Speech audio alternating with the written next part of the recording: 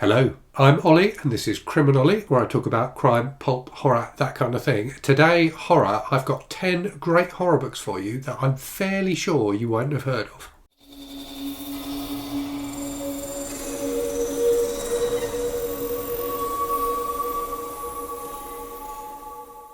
Okay, so it's October, that time of the year when people's thoughts turn to all things spooky, as well as pumpkin spice, whatever pumpkin spice is. Big in the UK, I still don't really understand.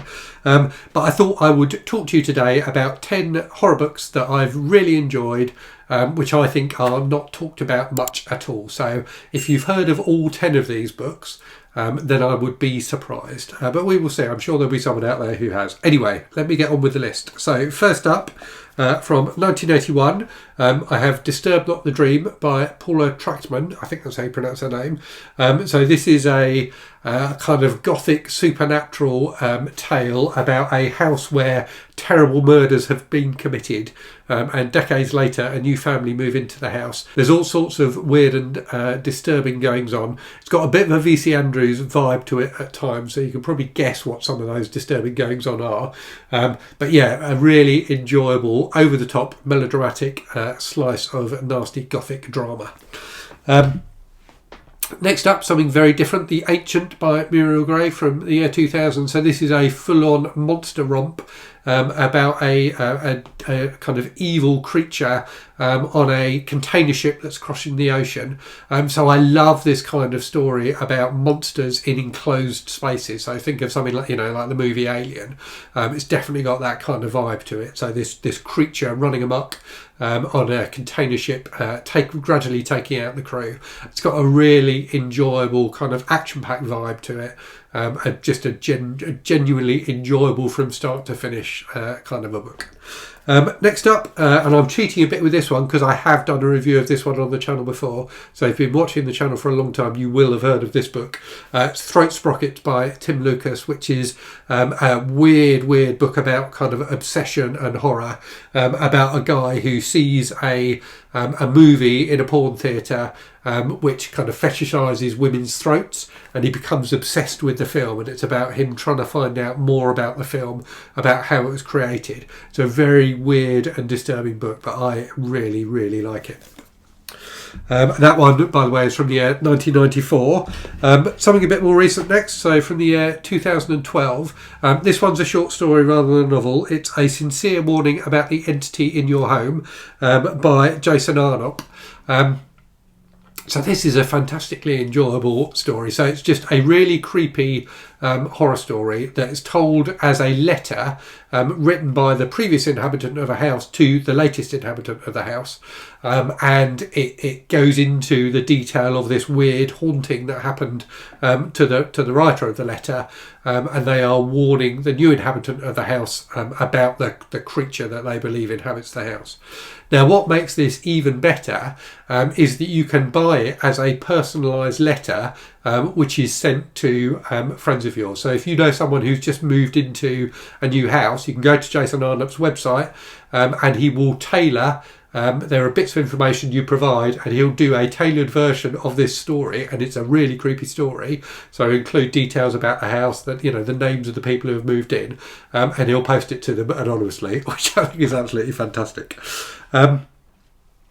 Okay, next up then, something a lot longer. So this is getting on for 600 pages long. Chasm by Stephen Laws, which is from 1998. So this is a really enjoyable kind of big, grand kind of horror novel about a small town in England that gets hit by an earthquake, and a chasm opens up that literally goes down to hell. It's very strange. It's got kind of weird, dark fantasy vibes as well as horror vibes. But it's a real roller coaster of a book. I thoroughly enjoyed it. Okay, next up, again, something a bit more recent. So from 2019, The Finite by Kit Power, which is a kind of shortish novel with a post-apocalyptic setting. So in some ways, it's a bit like The Road by Cormac McCarthy, in that it's about a guy and his child trying to survive after an apocalyptic event. You've got the kind of, stuff about them going out to try and find food and that kind of thing. So a lot of the things you'd expect from that kind of story, but it's really infused with a deep level of emotion, and a lot of commentary about parenting and parenthood and things like that. So really gripping. It's definitely an emotional roller coaster. Again, book I really, really like that you just don't hear talked about. Next up, and again, cheating a bit here because I have talked about this on the channel before, albeit it was a long time ago. Dearest by Peter Lockram from 1983. This is a really creepy book. You can probably tell it's really creepy from that cover. Isn't that a great cover? So this is about a guy who is obsessed with this woman who becomes his girlfriend. And when she tries to part from him, he imprisons her in his house. And it just gets darker and darker from there. There is one scene in this book, and I read the book probably a year ago, and I've not forgotten this one scene, which is just so grisly and horrible. Peter Lockram, I think, only wrote 3 novels. But this is really, really powerful stuff. Out of print now, but well worth searching out a second-hand copy of, in my opinion. Next up then, from 1998, something very different. So Vivia by Tanith Lee, which is kind of a blend of dark fantasy and horror and erotica, about a female vampire, and all of the people that she seduces and turns into vampires as well. So it's one of those kind of really rich and luxurious books. It's slow paced, really takes its time, but some wonderful kind of dark and horrific detail in there. A really lush and enjoyable read. Not the kind of thing I'm normally that into, but I really, really enjoyed this one. Next, something from Japan, so from 1981, The Tokyo Zodiac Murders by Soji Shimada. So this is kind of a crime novel. It's definitely a mystery. There's a Lockram mystery involved in this. But it is also one of the most horrific books I've ever read. There are a series of murders that take place in this book, with horrific mutilations carried out on the victims. And the kind of twist at the end when you find out what's really been going on is absolutely horrifying. It still sends shivers down my spine thinking about it. So yeah, thoroughly recommended if you're a fan of mystery, but definitely one for horror fans too. And then finally, the last book from 1997, so something a lot more humorous than the Tokyo Zodiac Murders.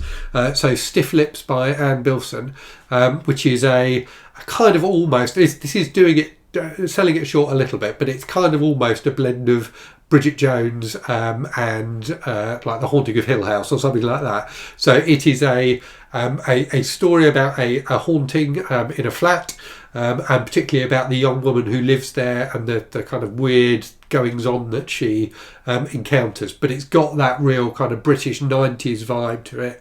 It's got a lot of humour in it, but it is genuinely scary at times too.